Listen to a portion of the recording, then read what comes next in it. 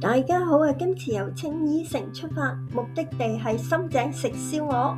地圖其實已經表示咗咧，我哋最後行咗去邊，大家先睇落去啦。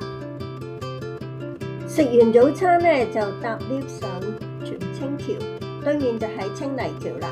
橋嘅圍欄咧，好似加高咗，原來咧係曾經發生過事故。我要舉起嘅手機咧，先至拍攝到外面嘅景色。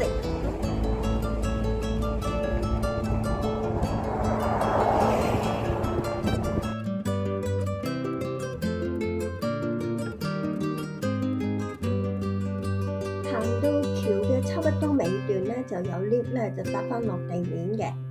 咁跟住咧，我哋行咗冇幾遠，就穿過咗海濱花園，就去到荃灣海濱公園啦。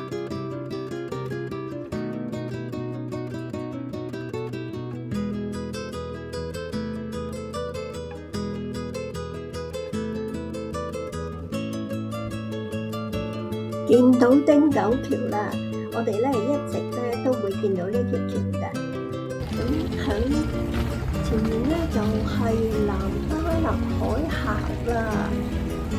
呢度咧個步伐咧開始放緩啦，慢慢咁行，睇下周圍嘅景色，亦都休息下啦。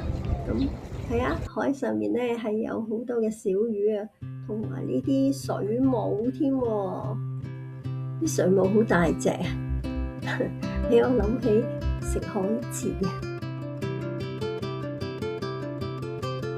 行完咗荃灣海濱長廊海安路嗰段咧，接住咧就係青山道汀九路段啦。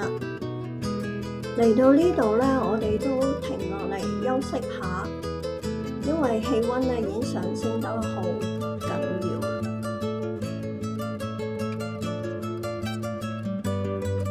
見到景色靚嘅地方咧，我哋都慢慢行，打下卡，都唔趕時間咯。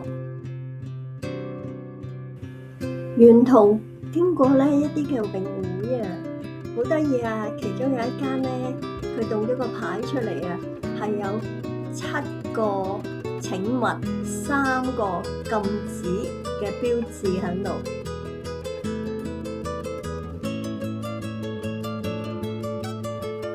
天氣咧真係實在太熱啦，我哋最終都放棄咗深井燒鵝啦，完全冇遺憾，因